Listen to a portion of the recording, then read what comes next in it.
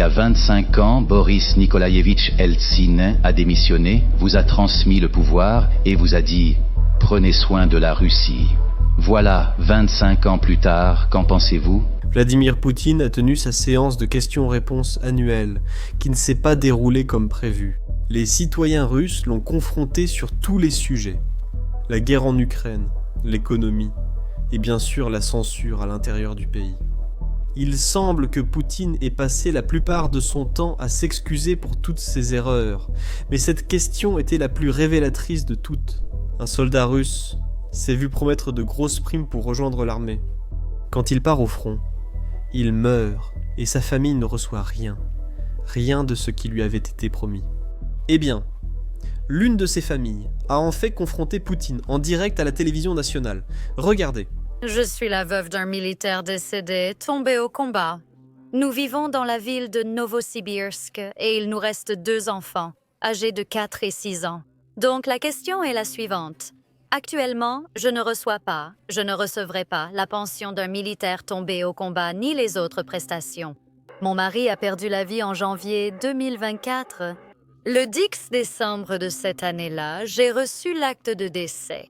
Et vous savez, 1 année s'est écoulée depuis et nous n'avons toujours pas cette pension. Est-ce que le délai d'examen de ces demandes peut être accéléré afin que la pension pour la perte du soutien de famille soit attribuée à temps, qu'elle soit attribuée à temps? Christina, tout d'abord, je tiens à m'excuser auprès de vous pour ce grand retard de la part des services concernés.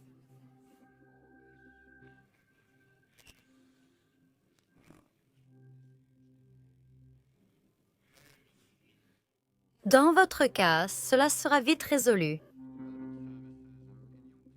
Poutine dit que c'était une erreur et qu'il va régler ça. Et pour être honnête, je le crois. Je suis sûr que cette dame obtiendra ce qu'on lui a promis parce qu'elle a pu passer à la télévision nationale et supplier Poutine pour ce qui lui revient de droit. Mais pour des millions d'autres Russes qui subissent le même sort, eh bien, pour eux, les retards de paiement ne sont pas un bug.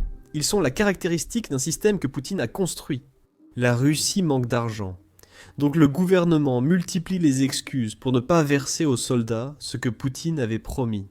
Cela apparaît désormais dans le discours public pour la première fois depuis le début de la guerre en Ukraine. La crise économique est devenue l'une des principales questions que les Russes veulent poser à Poutine lors de cette émission de fin d'année. Il y avait tellement de questions liées à l'économie que l'on pourrait résumer toute la conférence ainsi. Poutine ne cesse de se vanter de la façon dont l'économie russe est en plein essor, tandis que l'économie européenne part à la dérive. Mais les questions qu'on lui pose reviennent essentiellement à ceci. Et je vis dans cette région reculée de Russie, qui a beaucoup de pétrole et beaucoup de gaz. Mais nous n'avons pas de route. Pouvez-vous nous donner des routes et de la nourriture ?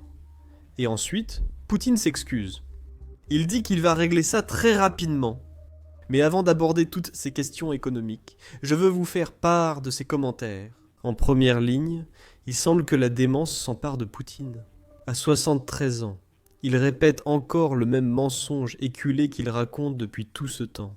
Il affirme que la ville est sous contrôle russe. Mais même les Russes ne croient pas à ce qu'il leur raconte. Alors, voyons d'abord ce qu'il a dit, puis je vous montrerai comment les Russes auront réagi. Oblast de Kharkiv. Dans la région de Kharkiv, comme vous le savez, la ville de Kupiansk est passée sous notre contrôle il y a plusieurs semaines. Nos troupes contrôlaient la ville là-bas. Pour l'instant, elles ne se déplacent pas vers l'ouest car elles ont une tâche très importante à accomplir. Éliminer le groupe sur la rive gauche de la rivière Oskol et prendre une autre localité, essentiellement une gare de jonction, Kupiansk-Ozlavoy. Mais le groupe encerclé à cet endroit est important. Il s'agit de 15 bataillons. J'en ai déjà parlé.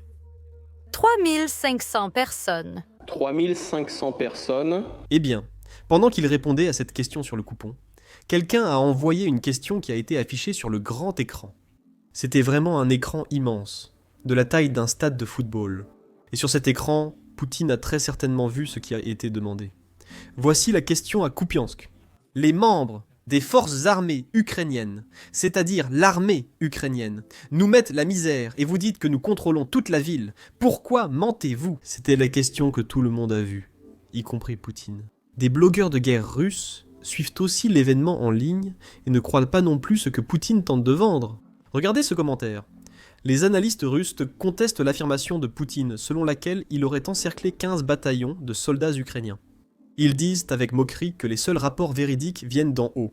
Rien que la vérité de la part de Poutine. Maintenant, on lui a aussi posé des questions sur les négociations en cours, ce qui était, je pense, une question très morale. Si Poutine continue de refuser les négociations de paix, cela ne signifie-t-il pas que toutes les morts sont de sa responsabilité? Eh bien, voici sa réponse. Écoutez. Le président Trump a un accord de paix sur la table. L'Ukraine propose d'énormes compromis. Pourtant, vous continuez à parler de guerre. Monsieur le Président, si vous rejetez l'offre de paix du président Trump, serez-vous responsable de la mort des Ukrainiens et des Russes en 2026 ? Nous ne nous considérons pas responsables de la mort des gens. Nous n'avons pas commencé cette guerre. Cette guerre a commencé après le coup d'État, le coup d'État anticonstitutionnel, le coup d'État armé qui a eu lieu en 2014 et le début des combats de la part des dirigeants du régime de Kiev contre leur propre peuple dans le sud-est de l'Ukraine. De notre côté, nous nous sommes abstenus de reconnaître l'autonomie et l'indépendance des républiques alors séparatistes de Donetsk et de Lugansk. Et après avoir été trompés et que les accords de Minsk n'ont pas été appliqués, nous avons dû recourir aux forces armées pour mettre fin à cette guerre qui avait été déclenchée par le régime de Kiev avec le soutien des pays occidentaux. Et le président Trump fait de sérieux efforts pour conclure ce conflit, pour y mettre fin. J'ai dit à de nombreuses reprises qu'il est tout à fait sincère dans cette démarche.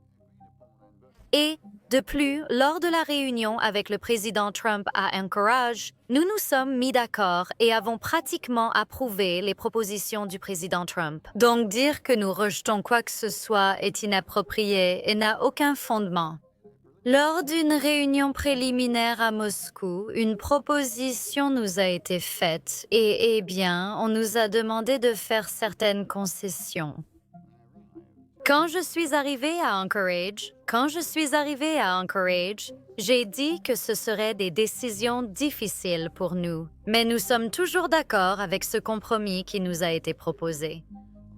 Donc dire que nous rejetons quoi que ce soit ou que nous refusons quoi que ce soit est inapproprié et sans fondement. Donc la balle est entièrement dans le camp de nos soi-disant adversaires occidentaux, des chefs du régime de Kiev surtout, et de leurs sponsors européens. Nous sommes prêtes à des pourparlers et nous sommes prêtes à mettre fin au conflit par des moyens pacifiques. Concentrons-nous maintenant sur le niveau de vie en Russie, notamment pour les Russes. Une question d'un Russe s'est à nouveau affichée sur le grand écran.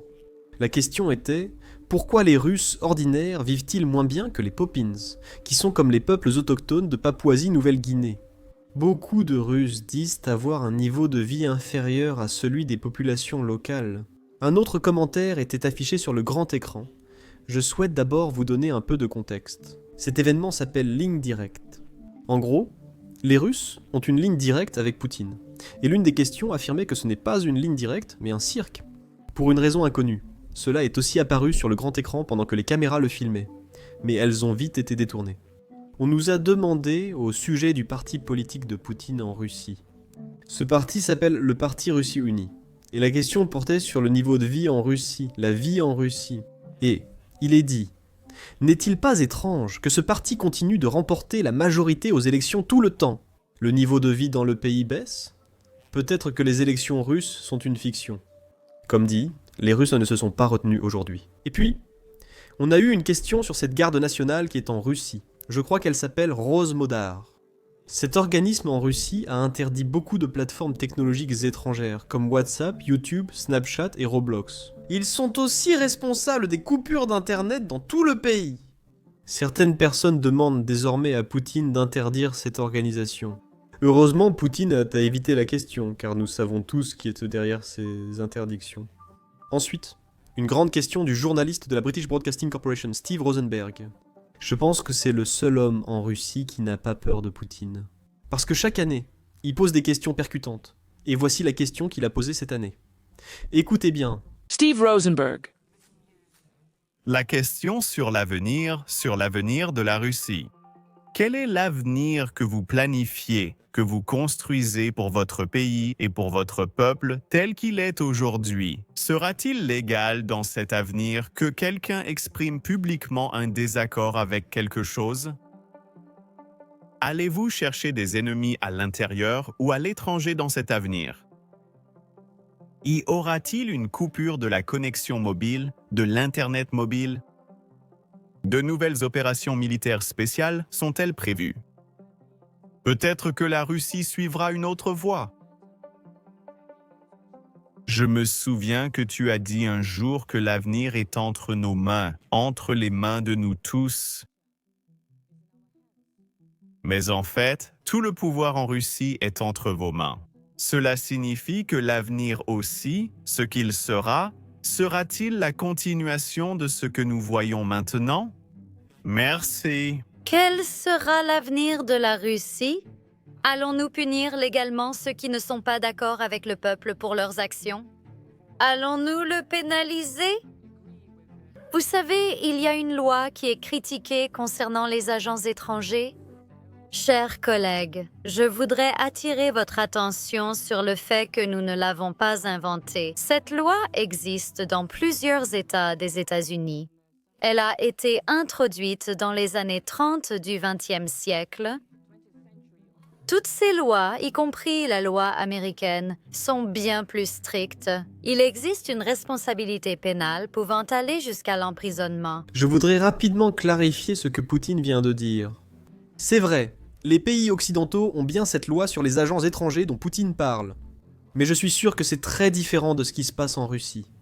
Maintenant, je ne connais pas très bien les pays européens, donc je ne vais pas trop en parler.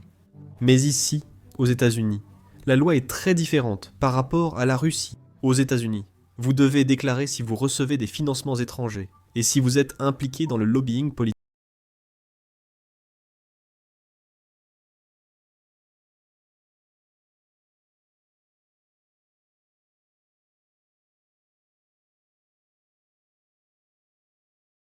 Et si vous recevez des financements étrangers, c'est de la trahison. Elle dit que les lobbyistes ou acteurs politiques recevant des fonds étrangers doivent le déclarer au gouvernement. En Russie, les choses sont très différentes avec cette loi. Tout d'abord, cette loi peut s'appliquer à n'importe qui, donc elle ne concerne pas seulement les personnes impliquées dans le lobbying politique. Journalistes, youtubeurs ou simples citoyens, vous pouvez être considérés comme agents étrangers. Pire encore, cette loi vise aussi ceux sans financements étrangers. Donner une interview à un média étranger suffit pour que Poutine vous traite d'agent étranger. Si vous critiquez la guerre lancée par Poutine, il vous traitera d'agent étranger. En enquêtant sur la corruption au Kremlin, vous êtes aussitôt considéré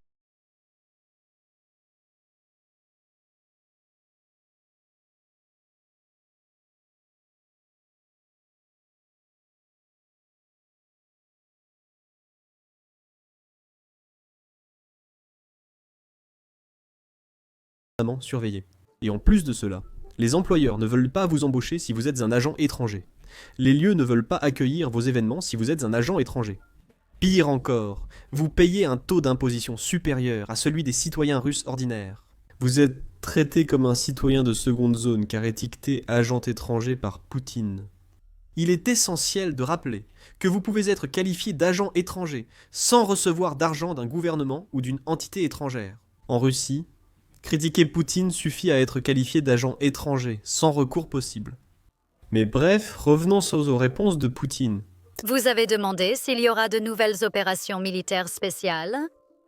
Non, il n'y aura pas d'opération. Si vous nous traitez avec respect, si vous tenez compte de nos intérêts, Si vous respectez nos intérêts, comme nous essayons toujours de respecter les vôtres, si vous ne le faites pas ou tentez de nous tromper, comme cela a été le cas avec l'élargissement de l'OTAN vers l'Est, vous aviez dit qu'il n'y aurait pas d'élargissement de l'OTAN vers l'Est, même pas d'un pouce, c'était une citation directe.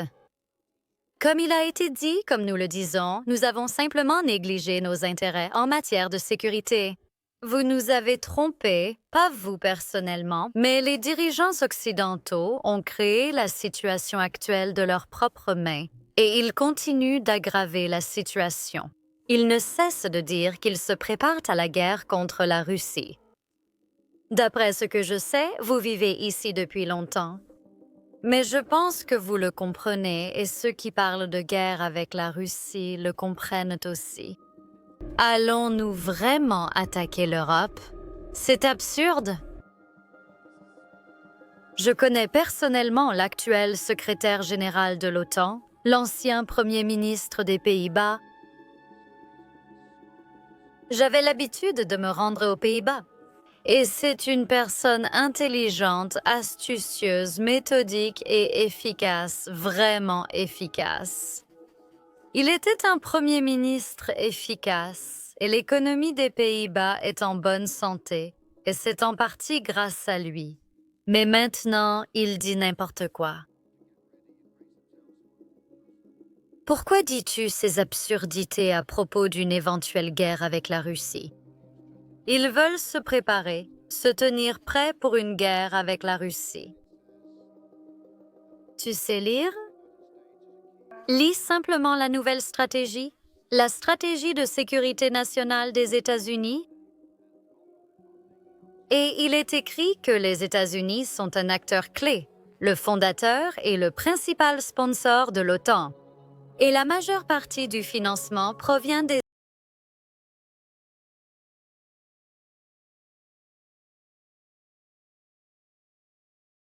Donc, la nouvelle stratégie américaine, la stratégie de sécurité.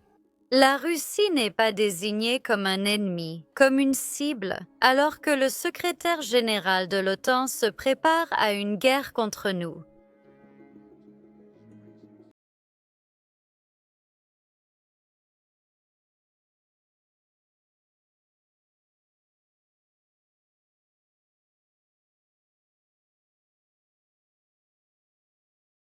En même temps, le pays pilier de l'OTAN ne nous considère pas comme un ennemi. En quelque sorte, je remettrai en question le niveau de compétences professionnelles. L'un des problèmes avec ces vidéos montrant de nombreuses frappes de drones, même sans blessés humains ou soldats russes. Dans la vidéo, YouTube démonétise ou limite souvent nos contenus. En fait, la semaine dernière, d'après YouTube, 4 de nos vidéos de guerre ont été démonétisées. Montrer des frappes de drones ou même des images des lignes de front n'est pas adapté aux annonceurs, et c'est pourquoi les vidéos sont restreintes. Mais c'est la réalité de la guerre moderne, et c'est la guerre que les Ukrainiens mènent et essaient de survivre. Nous pensons donc qu'il est important de couvrir tout cela, et c'est pourquoi nous avons lancé notre propre plateforme, Business Basics. Nous l'avons construite à partir de zéro, donc nous n'avons aucune restriction. Nous n'avons pas à flouter nos frappes de drones, nous n'avons pas à flouter les images du front, et nous n'avons pas à flouter les bases aériennes russes en train d'être détruites. De plus, aucune publicité n'est diffusée sur le site. Ainsi, nous n'avons pas à nous censurer juste parce que les annonceurs sont mécontents de notre couverture. Nous ne finançons pas le site grâce à la publicité, nous le finançons grâce à votre soutien. Donc, si vous êtes quelqu'un qui s'intéresse à ce genre de couverture, et que vous souhaitez regarder nos vidéos sans censure, et obtenir du contenu bonus que nous ne pouvons tout simplement pas mettre en ligne ici sur YouTube, alors rejoignez-nous sans hésiter sur basicsinsider.com. Vous pouvez également cliquer sur le lien dans la description ou scanner le code QR qui s'affiche à l'écran. En nous rejoignant, vous pourrez regarder tout le contenu que nous avons déjà mis en ligne ainsi que toutes les vidéos que nous mettrons en ligne à l'avenir. En plus de cela, vous soutiendrez notre couverture et notre chaîne, alors merci beaucoup. Je m'appelle Sam et je vous retrouve dans la prochaine vidéo.